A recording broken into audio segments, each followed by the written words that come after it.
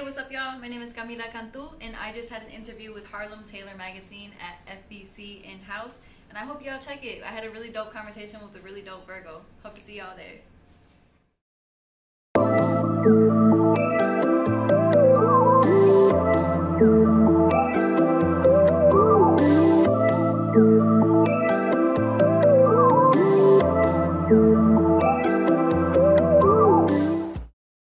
Feel, because I do see it. Yeah, it's like, I feel like growing up in Southwest, you feel like that is the end all be all of the world. Like, the world is in Southwest, and just as a child and a young teenager, to me, it felt like there was nothing else but Verner in Michigan and everything that lies like in between. Clark Park, you know, like, I swear, like, you just felt like that was it. And when I went to college and I started having opportunities to, you know, travel, I went to like Israel and Palestine. I lived in Cuba for a month.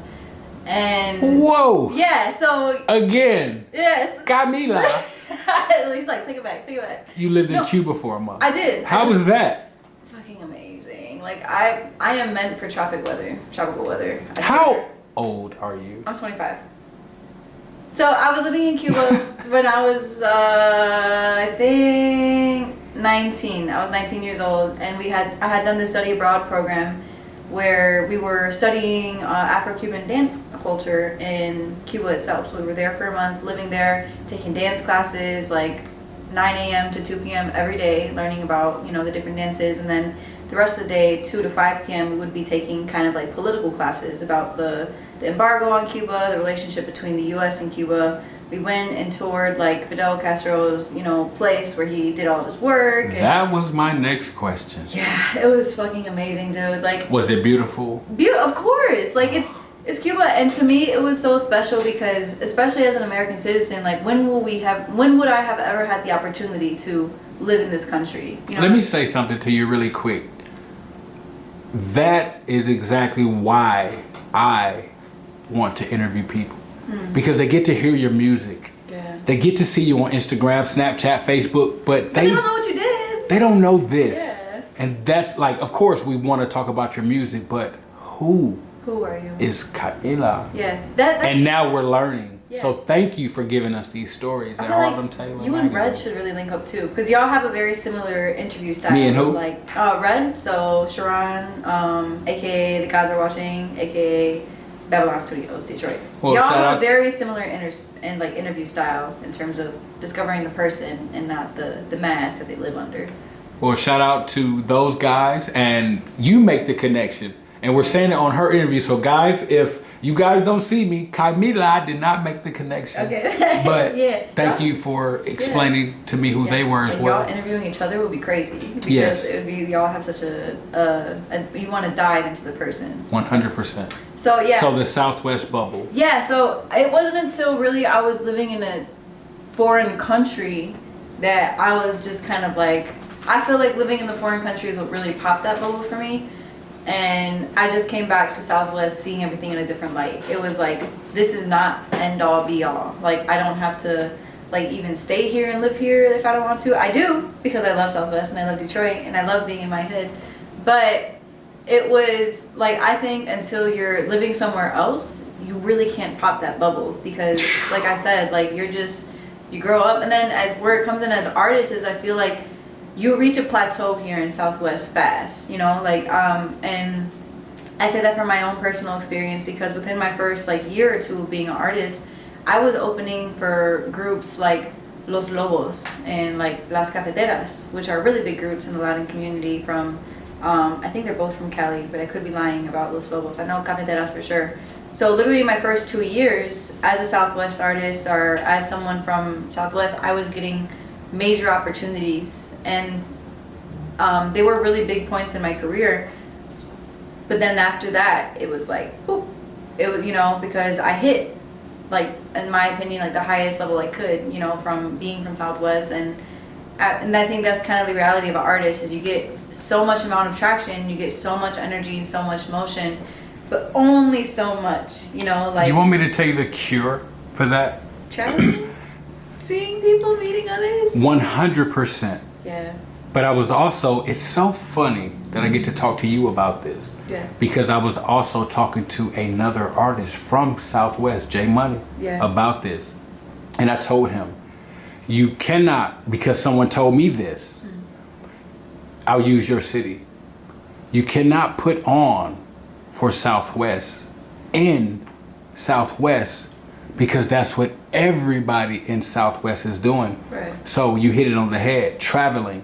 I told you I've lived in 10 states over the last 8 years. 10 states? That's crazy. But like settled? Like you were living there for months? I was living there. Wow. But guess what it did for me? I'm sitting here with you now having an interview, right? Right. So as I continue to move and move, I'm meeting people. Yeah.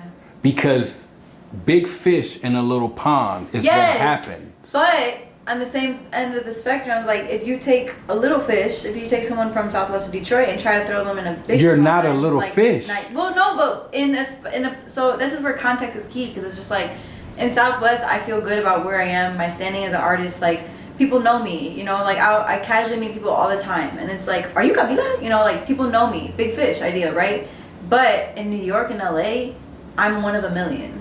Right. So that's why you put on for Southwest in New York, and in LA. That's real. In Cuba. Right. In New Amsterdam. Yeah. So, and I'll let you get right back to where you're going, because I was just telling him the same thing because someone told me that. Yeah. I'm from Detroit, born and raised, but all these other states, I had to do things like what you see right here to get the people to me. Yeah. Because you can go to people and say, hey, I am Camilla and I do music. Right. And they're going to say, great, keep doing it. Right. Because they have a little cousin, a little brother, a friend that they owe that favor to. Right.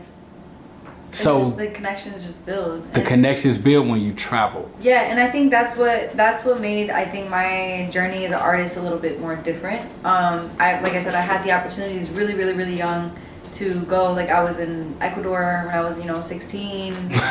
Here we are. We love it. It was just all these experiences that I was getting, and traveling and meeting other people. Like when I was in Ecuador, I had this really beautiful experience of I had brought like my ukulele because I didn't want to bring a full out instrument across the world.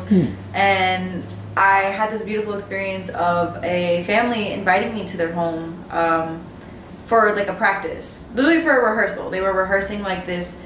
It was more like native Quechua music kind of stuff, and they were singing in a language I didn't understand, like trying to speak into me in a language I didn't understand. But when the music started and they're dancing and they're singing, like it was something I could just pick up, because the music, it's not a language. Music is universal. It's universal, Do you believe that when the Indians used to rain dance, it would rain?